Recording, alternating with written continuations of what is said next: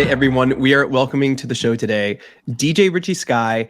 I mean, pretty much DJ Richie Skye. I always call, you know what's so funny? Sorry, I just ruined my own intro here, but I call you DJ Richie Skye no matter what. Like Yes. even when I'm like writing an email, I'm like DJ Richie Skye. Hey, DJ Richie He's like Skye. a doctor. I met you in person. I was like, yeah. And I was like, hey, DJ Richie Skye. And you're like, it's just Richie. Like it's. Do you know how many people do that though? Like I get a lot of people that do that. Oh, I bet. It's so weird. I think it's the DJ that throws people off because I can't change it on Instagram. So it's like I'm just stuck with DJ forever. No, you are now DJ Richie Skye. You will always be DJ Richie Skye. To be fair, I get people, especially when we were doing our live shows, which we can edit any of this out as we go, but I do have a few questions for like where you're going. Okay. But even in the live shows, I would have people walk up and be like, "Up and Adam." And I'm like, no, it's just Adam. But I also found out today that there's a new merch line coming out, and I was I was so excited about it because it's called Up and Asshole. I mean Adam, LOL. And I was like, oh, okay. I think we should beat that with the merch store and put that up like tomorrow on our store. I think we should just 100%. Put up our own Up and Asshole, I mean Adam merch. Yes. Just in time for the holidays. Listen, I'm a person. I'm not perfect. I'm not cotton candy by any means. I'm just probably way too vulnerable on here. And that's where it leads us into the conversation with you, Richie, because you have a new husband. This is still fairly new. Yeah. Mm-hmm. Yeah. Yep. You have a new husband. You have an incredibly successful career. You talk about the same topics that we all love, which would be Bravo, Housewives, pop culture, and you're doing the damn thing. Now, where I want to go into this is obviously we've been doing a lot of podcast interviews, and I think that this one is going to take place this week only because you are like one of the Housewives whisperers. And I get this shit from Jason all the time because Jason and I, at the end of the night, we go our separate ways in the sense of he jumps on calls, I jump on calls. And I'm on. I was going to say, I don't know, where was that going? No. But I'm on the phone with it's like Kelly Dodd, then Jen Shaw, then Meredith Marks, and then, some of the New York women and Miami. And it's like, I'm like all over the place. And Jason's like, what the are we doing? And I'm like, I have no idea, but it like gets me to leave you alone. But for you have such close relationships with the Potomac women and also Carlos King, which I think he has such an interesting background as it is. But how, where, when did we begin this journey? When I lived in LA, I worked at AfterBuzz TV. Okay. And that's where I really learned a lot about, doing recaps. And I remember when I first started there being so, I think, almost overwhelmed because, we did panels back at that point in time. So there's usually like 4 people there, right? And so my first Housewives panel was Real Housewives of Dallas, the first season. And I remember at one point there was it was just me and someone else doing it. And then I had to do it by myself. I had to host a whole hour by myself. And I was like, can I talk for an hour alone? And lo and behold, it was one of my favorite things to do. So that's kind of where I got my start with all of this from. And it just kind of spiraled from there. I mean, one of our first interviews was Giselle Bryant from Potomac. The next one was actually Candace. Wow. Her first season. And then I was working on Monique, and then I ended up moving to Miami. So our schedules just didn't align, right? And so come to find out, Monique is best friends with one of my best friends. And I had no idea that we would become such good friends. But Monique is just one of those types of people that when she meets you, she welcomes you into her life with open arms, which I think kind of hurt her in some respects on the show because I felt like she was truly looking for that level of friendship and kinship with people in general, because that's who she is. And unfortunately, I don't think she realized what the show really was truly about. Right. And so I think there was maybe a little bit of a clash between her expectation and the actual reality. But in real life, she is just a giver. And so that's just an example of how it happens. And I think that you guys kind of can connect with that. You sometimes interview people and you don't expect to connect with them. And then suddenly you're like, wait, how are we talking like days and weeks later? Like, you know, and it just, you can't help who you connect with, but it does sometimes make it difficult because not everyone understands what we do. Monique is, and I would say Carlos is the same way. Carlos is a great example of this. He is someone who says, if you got to talk about me, go right ahead. Because what he also understands is about me is that when I'm talking about these people, I'm not coming from a malicious place. I'm simply talking about what it is that we see on the show and on social media, and I leave it at that. Right. You know, since you spoke to that, I do want to say our interactions, especially with Chris and Monique, have been nothing but absolutely incredible. And I mean, I learned how to smoke a cigar with Monique. yes, She taught me to smoke a cigar and showed me. And we Yeah, had no, I mean, conversations like, about you too. And she even said she like went on and she was just boasting about how incredible you've been throughout her, I guess, time on the Real Housewives. And you know what was interesting to me was, you know, the backlash. I guess it's not even it is. It's still the backlash of like, sometimes we watch these shows and we understand, I think, more and more as time goes on, that editing plays a big role into how certain specific characters on the shows are perceived, right? Mm-hmm. And then we get to commentating on them and then we meet them in real life and we're like, oh shit, this was not supposed to happen. And I just witnessed this at BravoCon because I had Chris Bassett we had a Twitter rant, kind of a feud between me, Chris, and Candace. And it was so uncomfortable. And I hate Twitter for this reason, because it's just like such an aggressive platform, I feel. And we're going back and forth. And he's like, let's do a celebrity boxing match for charity. And I'm like, I don't know who the celebrity is. Like, it's not me. And it's definitely not you. But then I walked up to him at BravoCon and he's like, if I ever see you, you know, something to the effect of like, you're done. And I walked up and I was feeling froggy. I was with Emily D. Baker and I was like, hi, I'm Adam. I think last time we spoke, you said if you saw me, something to the effect you might punch me in the face. I just wanted to introduce myself. And now I look back and I'm like, who the fuck did I think I was? Like, but I was feeling froggy and I'm like, you know what? That conversation panned out to be an incredible moment for not only me with Chris, but then later in that night, I introduced Jason to Candace. And it was a great conversation. Like, I was able to kind of mend fences and repair that, which I thought was great. But for you, you're watching the Real Housewives of Potomac.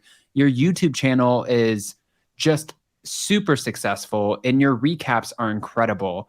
And you have a lot of opinions, right? Mm-hmm. The Skye Yes. Squad comes through and they encourage you, but they also sometimes challenge you on things. And I've noticed that with your live chat. Like, not everyone is going to share the same opinions, but I think this is where we get into the Real Housewives of Potomac. I know Jason has a few questions, but I want to kick us off by asking you, what are your thoughts on the current season? Like, if you could rate it a 1 to 10, 10 being the highest, like, how are you feeling? I'm going to give it a 10, a very solid 10. I would almost give it an 11 if I could. It's entertaining me. I feel like every week I don't know what to expect. Certain things I do. Listen, certain characters, I know what to expect from them. Right. But with what the editors are able to do with the footage that they have and with the women, it is literally every episode. There's so much to unpack. And it's been a while since we've had a show like that. Well, I take that back. Beverly Hills gave me the same vibes. But Beverly Hills triggered me in a different way. I was almost like stress watching Beverly Hills, but I do tend to watch Potomac with a bit more amusement, although I was a bit triggered by a lot of things that happened in this most recent episode. Okay. Can you? Okay, so Before we get into that, because I do want to ask you about that, you know, the whole, especially this whole Wendy and Mia situation, right? How do you think out of every season of Real Housewives of Potomac, because you have a pretty good knowledge of Potomac, how do you feel like this cast in particular compares to previous seasons? And do you think there's any changes that need to be made, let's say, going into next season? I know we're not even halfway through this season, but would you want to change any of the cast? At this moment, I would not. No, Okay. I would keep the cast because I still need to see. I mean, this season has provided us with so many twists and turns, and it's only been 7 episodes. Right. And so, to me, I'm just waiting for the next twist to arrive because I know it's coming. And I want to see where the season shakes out and how it ends and how people either resolve their conflicts or don't resolve their conflicts. And I think that's going to be a good marker of what I think needs to happen in the seasons moving forward. What I do enjoy that they've currently started to really, I think, emphasize is, you know, this or adding an element of friends. We have Charisse, who's back as an OG. And I think that's kind of like a good bit of nostalgia because I feel like she knows the group. You know what I mean? And then throwing in Jacqueline, who is still a mystery in terms of where this friendship with her and Mia is about to go. I'm interested to see, and I feel like the producers have been giving us breadcrumbs as to how this is going to fall apart. But I think I enjoy this cast right now. You know, this is one show, and I tell Adam this all the time. I really don't like jumping on with like recaps with him for like 2 shows. Potomac and Jersey, because I actually really enjoy watching those shows and I look forward to Sunday nights for this reason. But I do think you're right. Like, I really like this cast right now where we're sitting, and adding Charisse back into the mix kind of gives, I don't know, Karen like a little something, you know, on her shoulder. And it's kind of, it's really fun to watch. Be careful really, because Richie loves him some Karen. I love some. I was about to wear her sweatshirt I got at BravoCon. Okay. I mean, that shit's nice. I do love Karen, but you know what else I enjoy about this season? Everyone has a foil. And what I mean by that is like everyone, like, you know, there's the Wendy versus Robin of it all. There's the Wendy versus Mia of it all. There's a Karen and Giselle thing, but there's a Karen and Charisse. There is Ashley and Candace. It's almost kind of like there's this interesting balance of feuds that we have to look forward to every episode, and they kind of just keep changing as the episodes go by. So I think that's also what it reminds me of old school, like not old school, I should say season 7 through 10 of New York. Okay. Okay. I have 3 sort of, and I always like to save these for the end, but I'm itching here, Richie. DJ Richie Skye. I'm itching. Okay. I have 3 sort of rapid fire questions to ask you because I'm just curious to pick your brain, and I love your recaps. We, at the end of every single season, unfortunately, there's always one, and it's Robin. And Robin is being taken out of the situation. She's fired from the cast. It's every season, right? Those are the rumors. Okay. My question for you is, I guess 2 things in this question, like 2 sub questions. 1, do you think she compliments the cast? Robin? Yes. This is an interesting question for this season, and I want to give you a rapid fire answer, but I think it's kind of a little bit of a longer answer. Yeah. This season, I feel like she's a bit more activated than previous seasons. I don't know if it was a thing where the producers said, "Hey, it's now or never. Yeah, we're gonna need to see some action." And so it feels like she's extra activated this season. So right now I'm gonna give her like let's keep her around and see what else she does. But you know, this whole Juan and Robin thing, it's give me the real on it or don't give me anything. It's been going for so long. And sorry, Adam, I'm interrupting the rapid fire too, because Robin has been someone I've been consistently kind of, why? Like, what are we doing? Where are we going? And I have to agree with you. This season, I'm like, this is a different Robin. That's the best term to use, is she's extra activated. But now my next question for you, because I did 2 sub questions within the same question, but for Giselle, I always love, I love our housewives duos, but then I also love when our housewives are separated. Like Kyle and Teddy from Beverly Hills, they would just undeniably like support each other, right? And it's kind of like, what are we doing? Like at least Tamara and Vicky, they would be like, it's us against the world. And then they would just, that's my opinion, and just rip each other apart.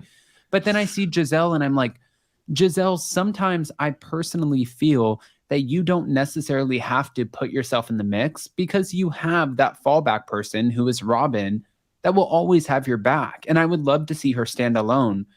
If you could choose going into this season, because we don't know, we want to see how our housewives perform this season. But going into this season, if you could have like had the decision to choose Giselle as a standalone or keep Robin and see how they play off of each other, which really it's always them against the world, which one would have been more fascinating for you to see?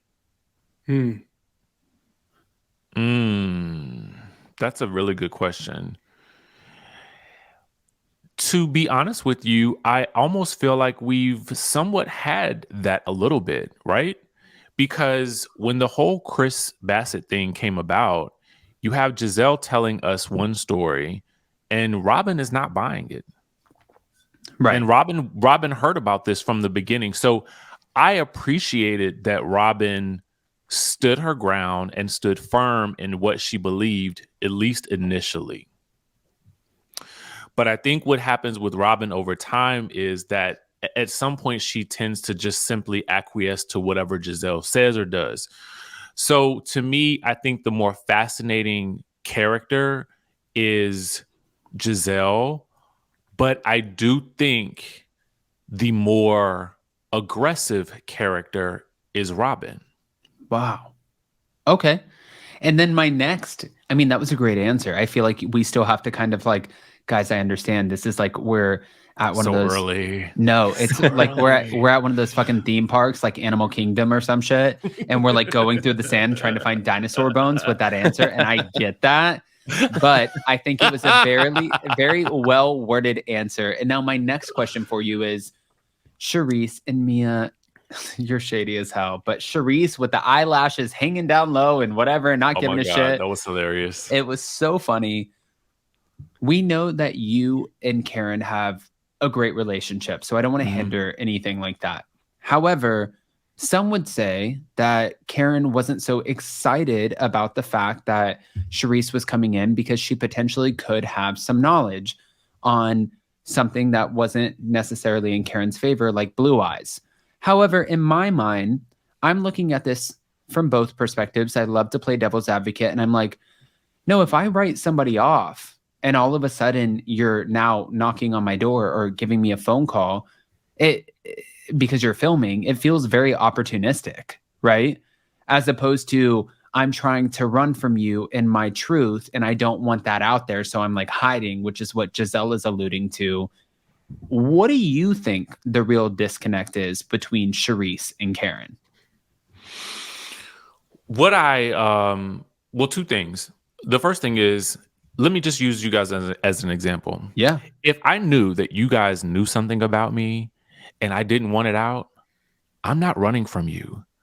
I'm going to make sure that I'm as close to you as I possibly can be so that you never tell whatever that secret is. Right. So I'm not going to piss you off. I am going to keep you in my back pocket. I am going to make sure that our friendship is rock solid because that's what I would think. So it doesn't make sense to me that you would push someone away and risk jeopardizing them, outing all of these secrets by being rude to them. Right. That's number one.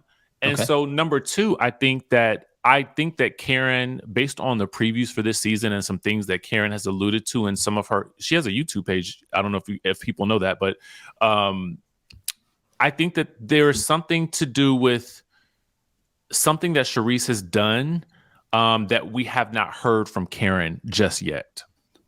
Okay. So then that's probably alluded to in the YouTube page. But all right. So next, because I know that Jason has some burning questions as well. Okay. If you had, and I think that we can all decide a person, right? Like before BravoCon and my makeup with Mr. Chris Bassett and Candace Diller Bassett herself, I would have been like, she's not necessarily my favorite, but I understand why she's on the show. I get it. She has great reads, great confessionals. Not today, neck. Not today, legs or forehead. And I'm like, oh shit, she's a wordsmith. And I totally get it. But if you had to look at the current cast and decide who the strongest and the weakest link might be at the moment from where we're at, and we know Adam that with this question, geez. I know it's a little shady, but listen, I don't think it's that shady because we pivot throughout the entire season. Like people come through and show colors. So I'm wondering where we are today in the first 7 episodes. Where is your head at? Can I call this person an MVP then? Yeah. I'll call them an MVP. Ashley. Worst? No, I'm going to give her the most valuable player right now. Oh, okay. I was about to say, like, wait, is she a former MVP? Okay. We are so on the same page today. This makes me excited just to listen to someone confirm my thoughts of this season so far. Ashley has been very busy this season. Yeah. She's securing the bag. She has been like a tornado up and through everyone's story while also carrying her own. Okay. And I didn't have that thought until you just asked that question. And I had to really think really quickly, who's been working? Ashley has been working this season.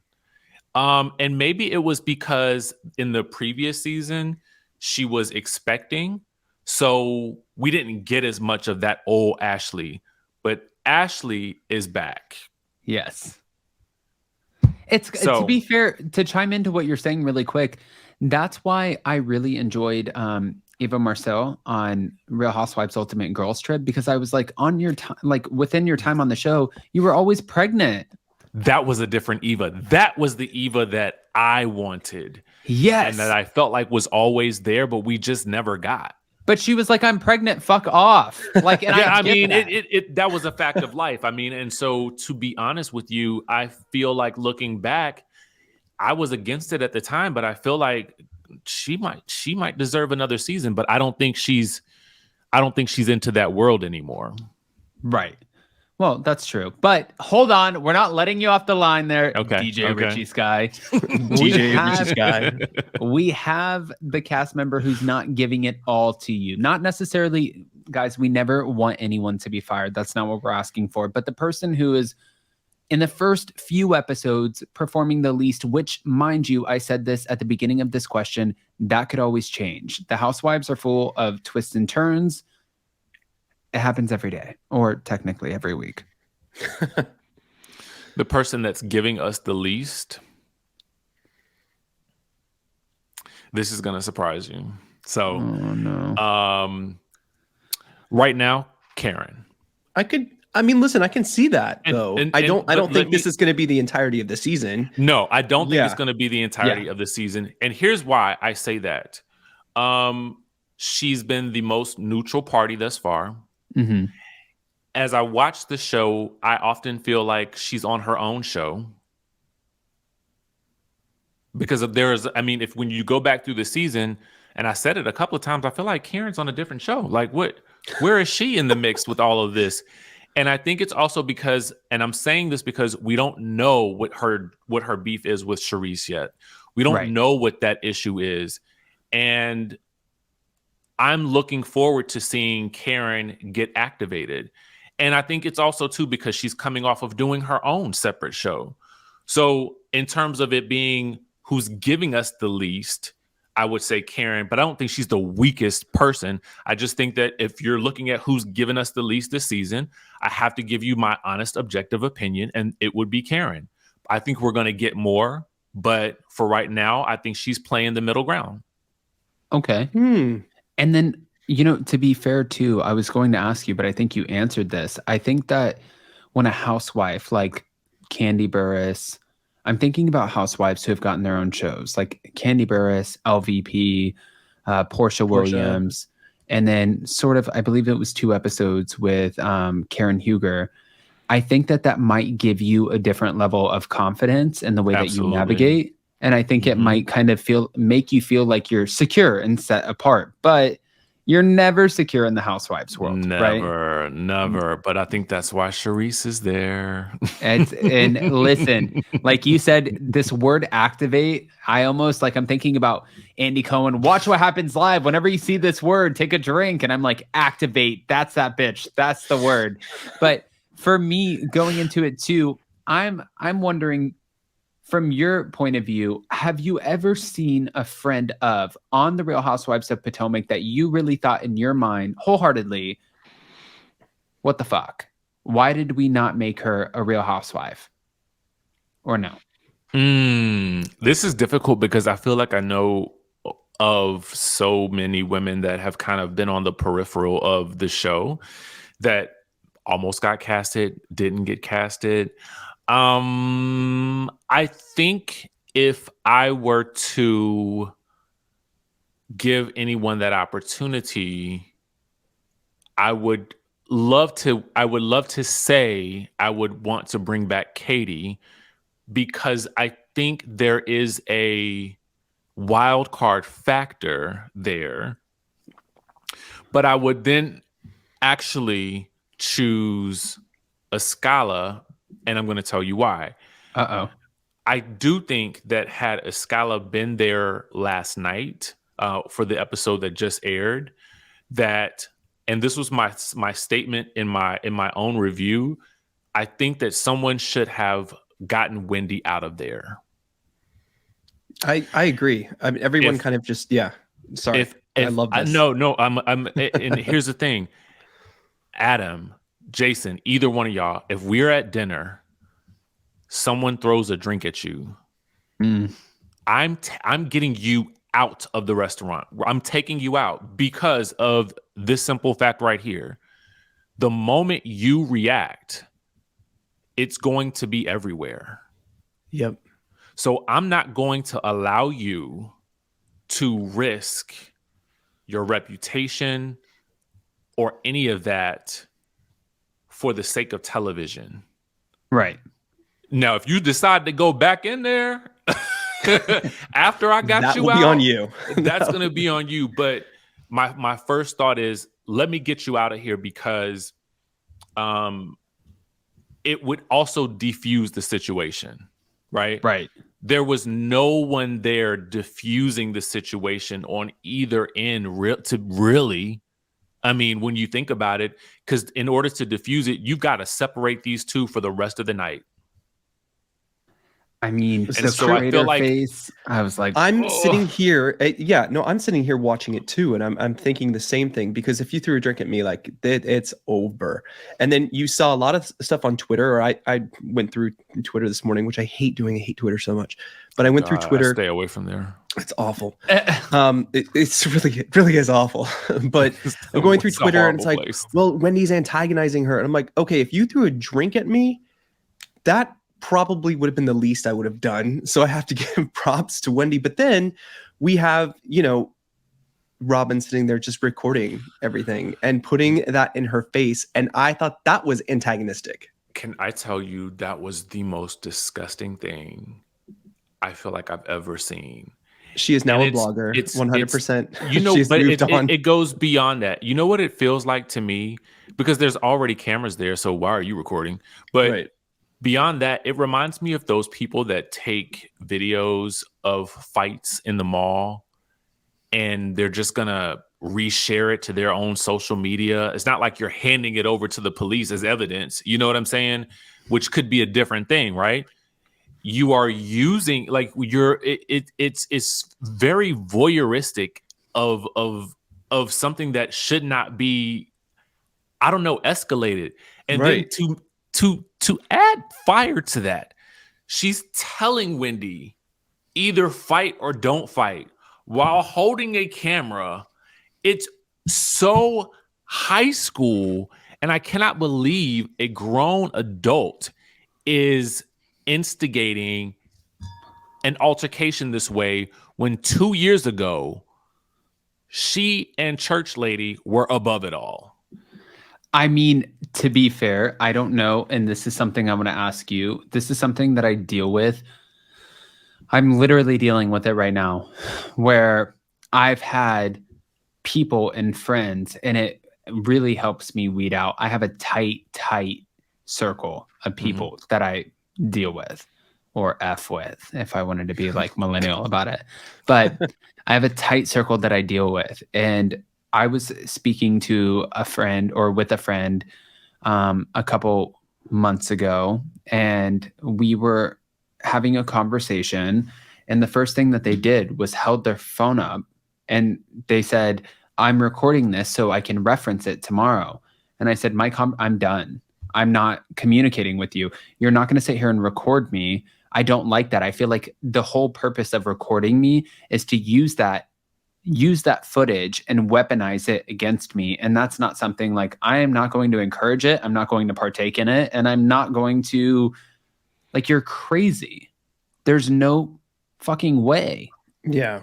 I have never had that happen to me before. In my Really? life. Oh my God. No. But that comparison that you were talking about, though, like when they're holding the phone up at the mall and saying, like, either people are cheering it on or like, no, don't fight, but here, I have my phone up, you know, that kind of, that bothered me a lot. It just, you know, because we see so much of it on social media already. And I just kind of feel like, in light of just some things that I've seen recently, I just felt like, man, like that was just disappointing for me, for Robin. Could you try to understand it from a different perspective, in the sense that Robin might feel like the editors or the producers might turn the situation into something it's not, and she was trying to have receipts in case it was portrayed a different way? Or are you like, no, not at all? I think it's still just like, it's not something that I would have done. It's not something I would have done. And I'm willing to be open. I don't ever want to be the type of person on this platform. And I think that's why I love having the channels that we have and doing the lives when we do them, because that introduced a totally different perspective for me. So right. I'm open to it. It's just the initial shock of seeing it. That's how it made me feel. No, that's fair. That's 100%. Fair. I mean, well, Adam, I do want to push off of Housewives just a bit, because I do have some questions for Richie. And I know, listen, your time is precious. I know you have a lot of shit going on. I'll shut my mouth. I'll shut my mouth and let's ask Richie the question. I think it's a great perspective to have. I am here. So you guys ask whatever you want. Well, just from, like you said, from when you started to the platform you've created, what told you, like, I'm going to do YouTube, and when did that start? And what was the process of building your community? Well, I think really it started, again, like I said, at AfterBuzz TV. I was there. I have to give props to Maria Menounos and her partner, Kevin Undergaro. He was my mentor, and he told me, he laid out a plan for me for what to do. I ended up getting a job at on a morning news show in Miami. So I moved there, and I learned a lot in that experience. And I also learned a lot about how that industry works, in terms of how people can go in and out of that industry really, really quickly.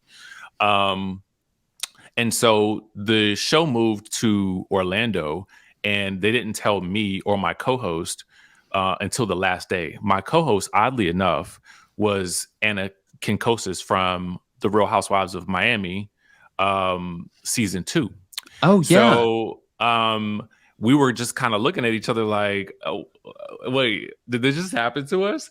And, you know, we've just been close ever since. Honestly, she's one of my favorite people.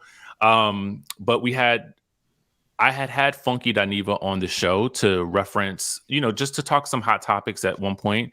And he's the person who really pushed me into, not really pushed me, but encouraged me to go to YouTube, because that's where he was. And he was like, it's a great platform.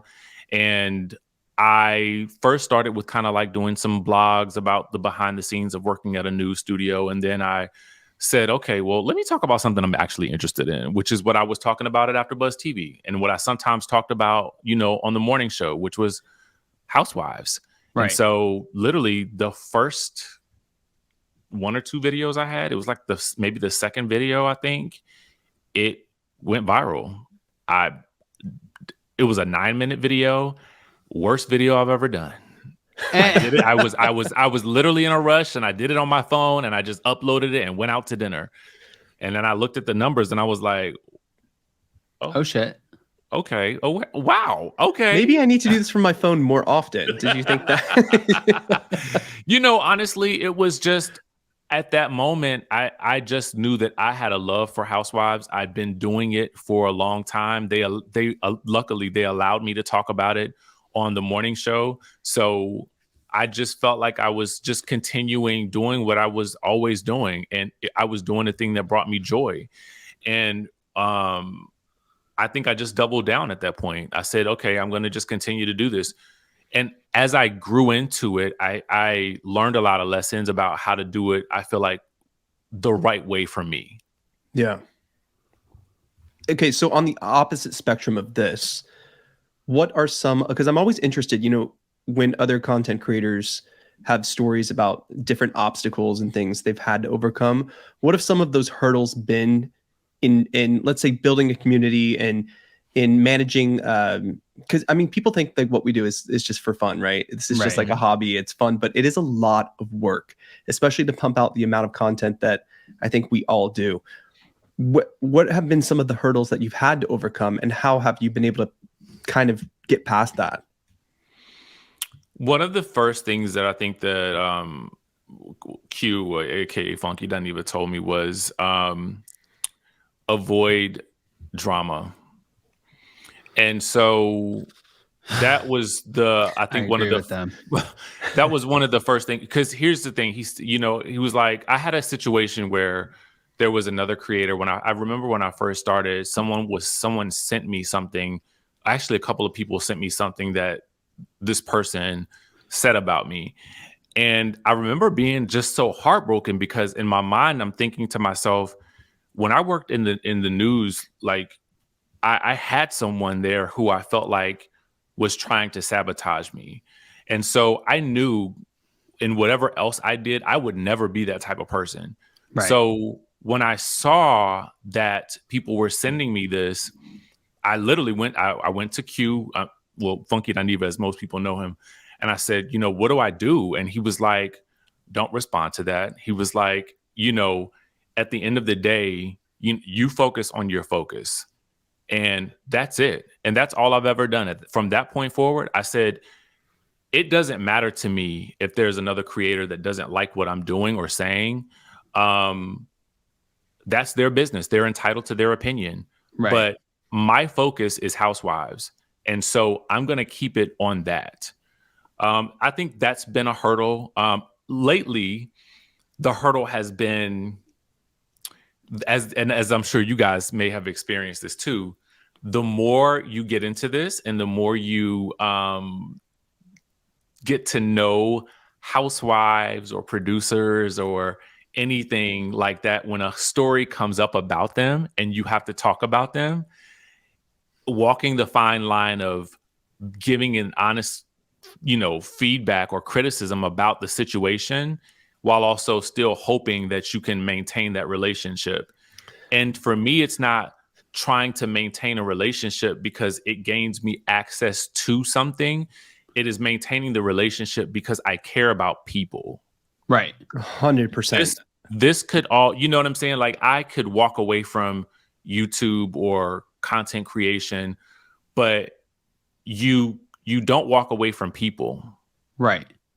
But I also feel like you did an incredible job in the way that you navigated the conversation about Karen. But to be fair, realistically, Jason and I know exactly what you're talking about. I think that unfortunately there becomes this disconnect when you're working with other people and what the job actually is and what's not real. And I think that people like to chime in like, Jason and I right now are being questioned about, like, we're talking about getting married. We're getting married next month. So we're getting married. Are you serious? Yes. Courthouse. Yes. Congratulations. We're we gonna have do the ceremony later, but yes, yeah, we're doing the ceremony later, but we were very open about the fact that, you know, we're buying a house, we're putting it in one person's name, we're I'm getting so a prenup, excited. and I think we sometimes talk about too much. Mhm. And then it's like all of a sudden weaponized against us. But it's like you can't, and it's by the people that you really respect the most, which is wild to me. And it's like Mhm. you can't weaponize something that we were so vulnerable about. Like a prenup, sure, that serves both Jason and I. That's not one-sided. That like makes sure that, God forbid, this doesn't work out, we're protected. And then like other things and how we navigate our relationship. I understand that we're doing YouTube just like you, or podcasting, or whatever the case is, and we're commentating on our favorite housewives. However, there are certain elements that we don't necessarily have to explain. So it makes it sometimes challenging in like who you want to overshare with and how you overshare or how you share in general. When Adam got into YouTube, I never expected there was kind of like other maybe like content creators or other fans of different, people you're talking about who actually want to see you fail. Or I thought, okay, this is gonna be like, playing Candyland. This will be so much fun, and people will comment when they want, and it can get very vicious. But I have to say, we've been through some of those like riffs with people and stuff like that, and it always just gets you to a higher level, and a higher level in a sense of just not caring so much. Like you said, focus on your community, what you do. All of those people come to listen to you talk about what the information you're giving them. You can't play in the sandbox. You can't play in the sandbox. You just keep elevating yourself. Also, Jason, we fucked up because Richie preserves his marriage. And like it's protected. We're such an open book at this point. I feel like this, and that's why that's why we're fucked. And the whole idea of like we have people weaponizing shit against us. It's because we're too much of an open book. But hold on, let's turn the mic over to Richie. Yes, I want to say first of all, congratulations. I'm a Cancer, so I'm emotional.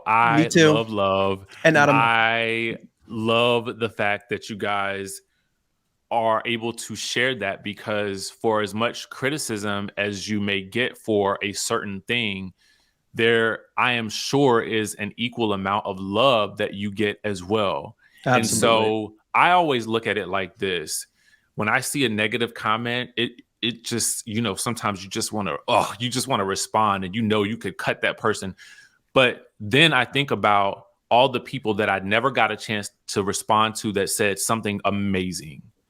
And so I would be remiss if I responded to that and I didn't respond to all the love that I received.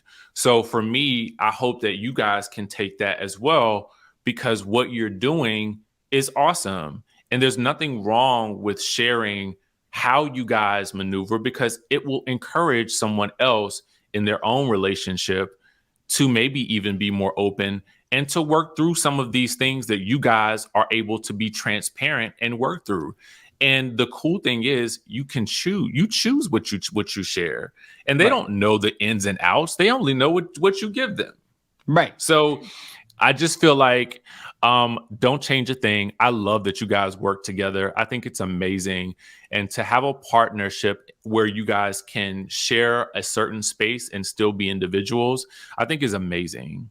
Yeah. I appreciate that. I love that whole thing about the comments. Richie has great energy. Really I always say this, Jason. He has great energy. And no, I just love looking at it like that. It's like, why am I responding to this and not the love I'm receiving? It's no, and to piggyback off of what you're saying too, it's like, it's so true too. It's like, I think that it's not just in the world of YouTube or podcasting. I think that this should be implemented in all aspects of life, because no matter where we are or where we go, I don't care if you're working at a gas station or if you are a huge exec, a CEO, or a YouTuber, you're going to have negative situations. Mm-hmm. You're going to have positive ones, and you get to decide where you stand in those situations, like what you give your all to, your energy to, and how that's going to affect your day. And I think it's so important to just be above it all. And now there's another question that I have for you, because I don't I love it. stop. I love it. I love it. Okay. I wanted to ask you, like, moving forward, we know that we've had you on YouTube and we've had you at so many different media outlets, but like, if this is not okay to talk about, you can totally let us know, and we're pre-recorded so we can cut it. But you and I have been meaning to have a conversation, and we haven't got to have that conversation yet. And it's about you potentially doing live shows. Like, again, we can cut this. No, let's keep it. Let's keep it. Okay. I love how Adam's like, we can cut this, but I want to talk about it. No, but I do want to talk about it. I would fucking cut it anyways, because I want to have the conversation. We've been trying to have it for we have been. And it's just been like life. Yes, Yeah, life has just hit understand. us. But like, for you, is that the next like kind of challenging yourself moment would be the live shows, or is that like, what would be behind that? Because I know what it meant for me. I'm curious what that is for you. The wonderful thing I feel like that I get to do every time I go live is I get to talk to an amazing amount of people from all over the world. There is no other career that I think that you can touch so many people and they can touch you right back in a way that is, I don't take it for granted ever. Like every time I'm going live, there's a rush of excitement that I get because I'm getting to talk to my people who understand me. And as a result, I've become more of myself, if that makes any sense. I've learned more about 100%. myself. Like and I think you guys can sort of understand it. Like, you become more comfortable with yourself because you realize there are people that connect with you that you like. I found my people, you know what I mean? Right. So having said that, I think it would just be amazing to be able to, and I had this experience at your live event of just being able to talk to people that know us, that comment on our videos. And I just think it would be a nice way to get in touch with those people who are so supportive and find a way to give back in person. Also, I used to DJ. So there's an element of me that misses the interaction, crowd interaction, like, and throwing a party, because when I went to your guys' event, it felt like a party. It really felt like a party. There was so much great energy. And so people have been asking me about doing it, but I am also a little bit of an introvert, which is odd. And I always wonder, You're like, a Cancer. I know, right? So you only come out when you, course, yeah, right? absolutely. But you ask yourself, like, would anybody really come to see me? Because even when I'm doing a video, I'm like, yo, like, it's people in the room. Like, really? Like, I still get that feeling. So yeah, I mean, that's why I want to do it. And I feel like it's been in my mind for a while. So I did want to know from you, like, what were the pros and the cons, and like, what are the not to do's and the, oh, definitely do this. Like, I do want that advice. Can I jump in on that really quick? Yeah. Because we will have a whole different conversation, or I'm sure you and Adam will have a whole different conversation off the podcast. But I just want to say it was the most incredible experience. Like, we spent a month going to 3 cities, and to meet the people that you interact with and talk to all the time, it just brings a whole new level of connection and fun. And I think the way that we decided to do it is to kind of, you don't also want to go out and, you're taking a night out, you're buying a ticket for an event. You don't just want to sit there and watch someone talk. You want to enjoy the party before and the party after. Yes. And we want to hang out with you, you know? So I think that was what was really fun, especially in LA, just became an all night event. And it was so fun. But you really do feel the love from meeting these people that, what's so funny is when we did our event in New York and you came up for it, I had friends, they don't watch Adam, but they knew who you were. No, So, you know. legit. And they helped us out. I swear to God, Richie, legit. And they helped us. They came to LA and helped us. And they did not. They never watched me, but they knew exactly who you were. And they were like huge fans. So once they found out, they live in DC, and they actually came up only because you were gonna, Oh my yes, God, you were going to be in the show. And, not because they're my best friends since I was like 10 years old. No, not that. I do have to say, like if it comes to some of the pros and cons of it all, there were a few things. One, I think that it's so important who you align yourself with when you do something like that, right? Because it's all about the journey of it. And for me personally, one of my biggest things that I was the most afraid of, it would be public speaking. And I was so nervous. So this was a challenge for me because I'm like, yes. Oh my God. I get it, but I don't get it. You know what I mean? Like, I understand, but you both were so amazing at it. Oh, thank you. No, I was I was terrified, and I was like shitting myself. I was like, there is no way that I'm going to be able to do this. But also, I was told by a couple people who were close to me, you don't want to give too much to the people who are coming to the show, and like you need to separate yourself and not give too much energy, and like you can't overshare, and you have to be above that. And I'm like, I'm not fucking Angelina Jolie. These people, once I started hearing the stories and I was doing the step and repeat, and we're sitting there talking to people who are visiting, we're from Oklahoma, we're from Minnesota, we flew in from California, we flew in from here. It's our anniversary. We're spending our anniversary with you. It's our birthday.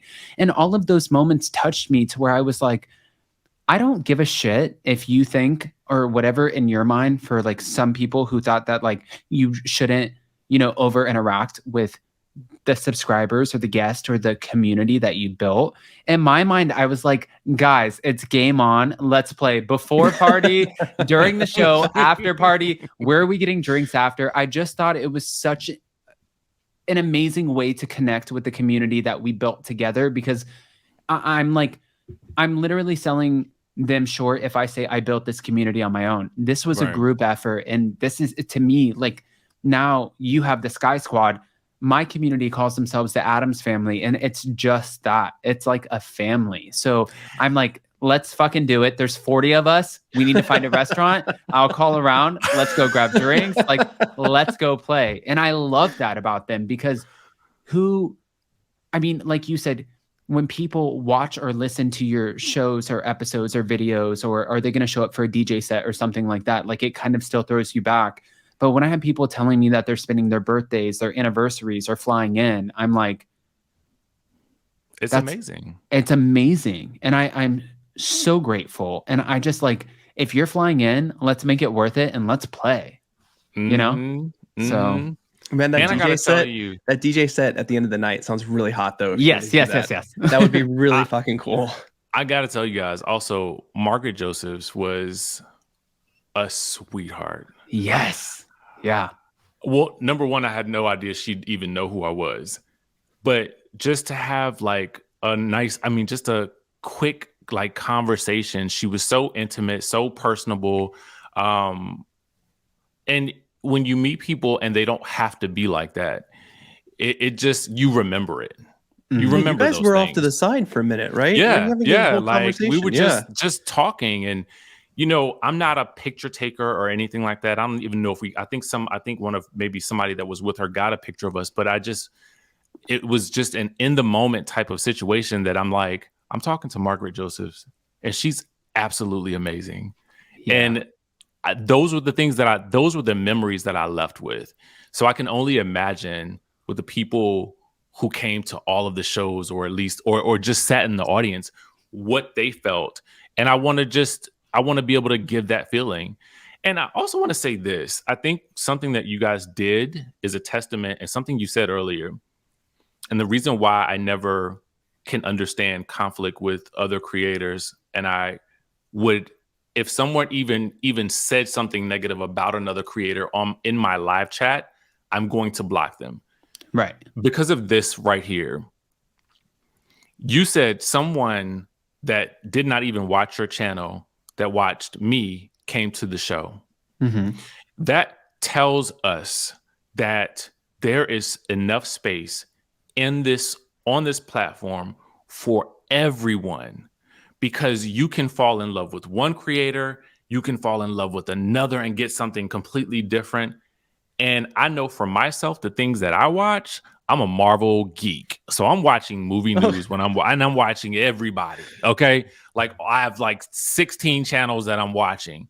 And I don't think people realize that there's no need to have any negativity or any beef, because a lot of these people are going to watch a lot of us. Yeah. And we all have different personalities, different opinions, viewpoints. Different. Well, I like to quirks. compare it to, I'm a huge It's okay. techie. Like, even if I don't have or use those products, I love to know about them. Mhm. And there's like maybe 10 people I subscribe to that talk about the same thing, but their delivery is very different. But I do like watching all of them. Yep. So that it just, yeah, I have to agree with that. Have to Yeah. agree with that. Well, listen, DJ Richie Skye. 'Cause I love every time, even if we've just had an intimate 55-minute conversation, DJ Richie Skye. Like, it doesn't fail. I love it. Go ahead. Well, I just don't want to keep you for too long. We really appreciate you coming here, sharing your stories. Your opinions about Real Housewives of Beverly Hills are my gosh, why am I still saying Beverly Hills? It is over. It's still on your mind. This is the impact it had on my mind. Yeah. This Beverly is the Hills impact. has not shit on Potomac unless it's Robin, and then we can compare. But your opinions... I'm sorry. Slight shade. I apologize, Robin. Sorry, Robin Dixon is still on the show, guys. I apologize. Robin Dixon has me blocked. It's wild. Oh shit! Oh, Just Lord. kidding. Robin Dixon, you are out. Out. You're voted off the island, girl. Unreasonably Go shady. Ahead. Go ahead. No, just really thank you for sharing your stories and the opinions about Real Housewives of Potomac. I'm dead on with you right now. I feel like we're watching the same show, and it's so nice because sometimes when Adam and I we always disagree on certain everything. Yeah. So it's really nice. Thank you so much. Which I think is why this is such a great idea, because it's like, I love that you guys are different. Yes. Oh, yes. Different is like, that's a cute way to put it. That's very cotton candy. It's like legit. Let's turn off the cameras, and it's like, what the did you just say? And you know what though? I used to work in PR, so that is a lot of the reasons why I try to be as politically correct as I possibly can. I try too, but then I'm biased and I'm unbiased. And now there's merch that came out that said "up an asshole." I mean Adam. I mean, like, fuck. I don't know at this point, but I'm just trying to encourage it all. Just give us a royalty. That's fine. So give us a royalty. Make a buck. I understand it's a difference of opinions. I'm okay with that. I will still live. But here's the thing. I don't think you're an asshole. Like, no, I know. I've never gotten mean bone from you at all. Thank you. And I feel like you are one of the people that can say that, because I think you guys have collaborated on and the off longest. For I mean, just A, collaboration, but also B, like conversations outside of that. It's just like, I can't see it. Well, like, where is it? Where is the asshole? If anybody can speak to that, it would be Jason. And Jason's not the one who's launching the merch line. So at this point, there's no credit. If it's Jason, he's like, fuck you, up an asshole, merch going out today, I would be like, oh shit. And then you'd be like, that. oh, it's going into the same bank account. And okay, I was about to say that. It's going to the house account. Okay, great. It's the house account, yes. Make that money, up an asshole merch. But no, I get it. It's weird. But also, like you said earlier, it's like, you kind of take it on the chin, and like whatever comes, you choose. Do we want to give space to the negativity when we're not necessarily acknowledging all of the positive comments? Probably not. So that's the beauty of it. And we are putting ourselves out on a platform where you get millions of views a month, and that's just the reality of it. And you choose how you're going to interact or engage. And I think that it's completely unproductive to engage in negative anything, whether it's somebody you know, whether it's like subscribers or a community that you've built that you don't necessarily know. I think it's not conducive to a healthy energy environment or a work environment where you are going to continue to thrive. So I personally agree with you in the sense that I'm out, bitch. There you go. I read a quote, and I think this is like so poignant. It's just because someone throws you a ball doesn't mean you have to catch it. Yeah. Wow. Jason, I've thrown you 2 balls. I'm just kidding. I was going to say, I'm pretty sure I have caught them both. Okay, we're good. Richie, we're going to stop bothering you because now it's just getting ridiculous. But Jason, go ahead. I'm sorry. No, I just want to thank you for joining us. And listen, if there are listeners and people who don't know where to find you, I would love for you to shout out your channel and anything else you have going on. Okay. You guys can follow me on everything at DJ Richie Skye. You guys can text me at 202-918-3386. Join the Skye Squad. And you guys will soon be able to pre-order my first book. It's fiction. It's called The Wickedest Wives. You guys can get that tea first. Wow. I haven't even told the Skye Squad yet. So What, we're releasing this an hour after we're done. No. Because of that.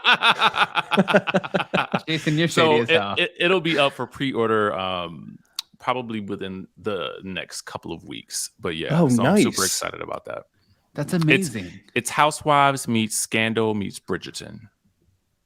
Okay. Now I just want to keep asking you questions. No, we're going to have you back to talk about the book when it comes out. You're going to be like one of those people. Like, do you remember the guy who made, I don't know if you do or not, but I think it was on Netflix, like about the royals. And it was like that little like Family Guy style version. Oh, that was like HBO Max. I forgot. HBO Max. Yes. Did you see that? I think it was Gary Janetti, the Prince. Something I don't know. Wait, it was something. Yeah, no, but I'm saying he wrote this and he had no idea how popular it was going to be. And then all of a sudden he's like producing it. And then it's like, he's too freaking busy because he's so successful. That is exactly where we're putting DJ Richie Skye. Oh my God. I am putting it out. It is, listen, it is not only the week of Thanksgiving, it is the week of my best friend. And this is not to be morbid, but she passed last year at the same time. And she has been so heavy on my mind, but also the biggest encourager. Oh my God. No, it's exactly what she wanted in a weird way. It's like, for off topic, like kind of, she knew that she wanted to be in heaven with her dad and her boyfriend, but she always encouraged everything. And she was like the biggest supporter. And I can feel it so hard, the energy. And now with you announcing that, I'm like, DJ Richie Skye, go fucking kill this shit, because you are going up and up and up. And we are so grateful to even have you grace our presence. No, I'm grateful. Thank you. Thank you for joining us. We appreciate it. Absolutely. Anytime. Thanks, Richie.